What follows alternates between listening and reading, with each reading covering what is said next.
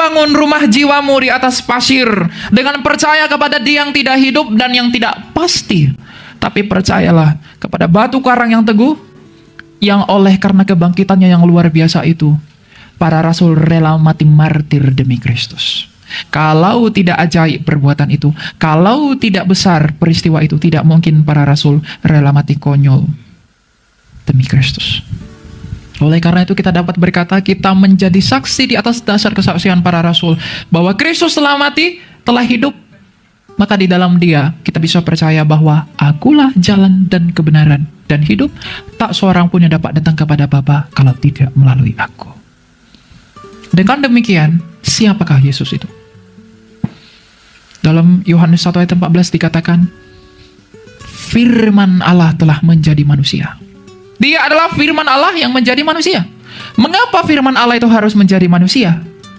Karena pada mulanya saya dan kamu dicipta oleh firman itu. Dan ketika ciptaan firman itu gagal, maka firman itu sendiri yang datang untuk memulihkannya. Mengapa firman Allah itu harus menjadi manusia?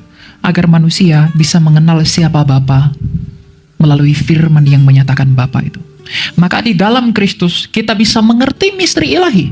Di dalam karyanya, di dalam apa yang Dia lakukan, yang dituntun oleh Taurat pada mulanya, sampai kepada iman yang telah datang di dalam salib itu, kita beroleh kasih karunia.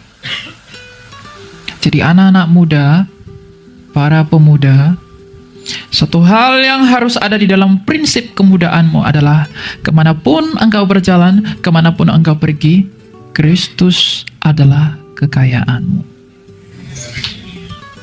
Betapa megahnya dunia di sana, betapa besarnya dunia di sana, betapa hebatnya peristiwa di sana. Tapi kalau mereka mengiring engkau untuk keluar daripada Kristus, berapa lama engkau menikmatinya?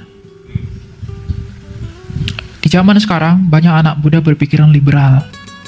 Yang penting saya baik, yang penting saya berbuat humanis, saya mempersatukan diri saya dengan yang lain juga rapopo.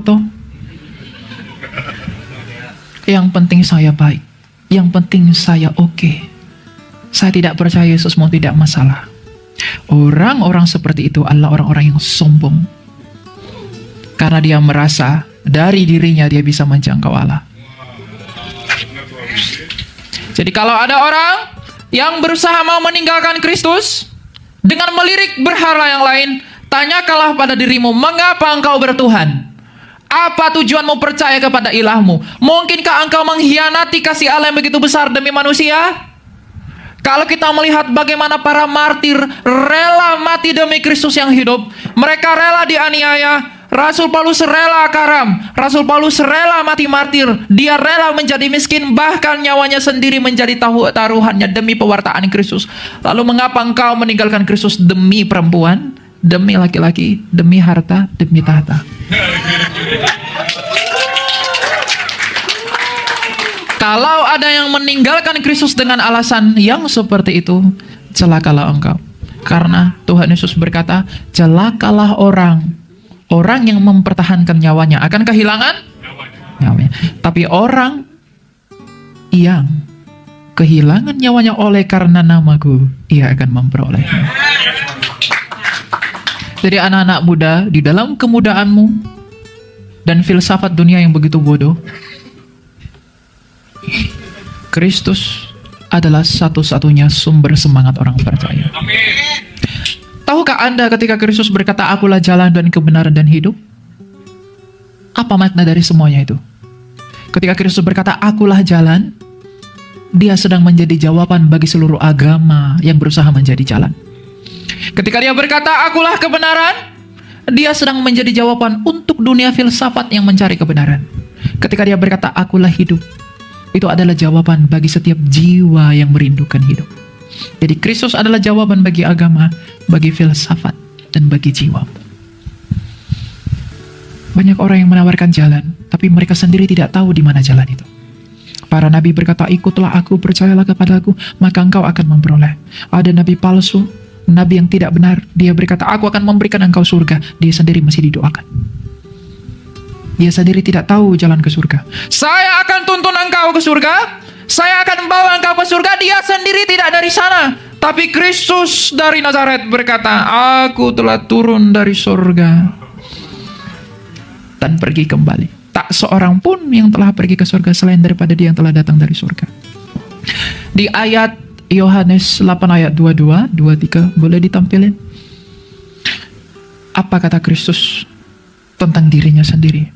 Yohanes 8 ayat 22 dan 23. Oke. Apakah Ia mau berdiri, mau bunuh diri, dan karena itu dikatakannya, ke tempat aku pergi tidak mungkin kamu datang? Ayat 23. Lalu Ia berkata kepada mereka, kamu dari bawah, aku dari atas. Kamu dari dunia ini, aku bukan dari dunia ini. Kalau Dia bukan dari dunia ini, mungkinkah benar tuduhan umat sebelah bahwa Dia hanyalah nabi?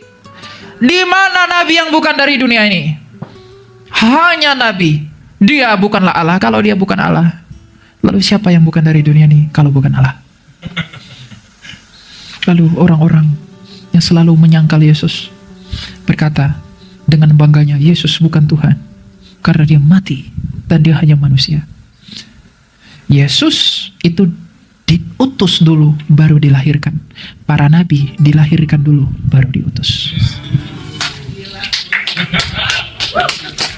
Firman Allah telah menjadi berarti Dia keluar dulu dari Bapa, bukan? Makanya Tuhan Yesus berkata, aku datang dan keluar dari Bapa. Kenapa Dia datang dan keluar dari Bapa? Mau menyatakan siapa Bapa. Jadi agar saya dan kamu mengenal siapa Bapa di dalam rahmat-Nya itu, maka kita harus percaya kepada Kristus untuk bisa mengenali Bapa. Umat sebelah percaya, tanpa kitab suciku, aku tidak bisa mengenal Allahku. Kenapa? Kitab sucimu adalah firman yang menjadi buku. Maka kita pun gak bisa mengenal Bapa tanpa firman yang jadi manusia, yaitu Yesus. Keunikan dan betapa besarnya karya ilahi di dalam penebusan dan juga penggenapan janji kepada seluruh nenek moyang bangsa Israel yang mengambil bagian di dalam perjanjian itu adalah bukti bahwa Allah itu hidup.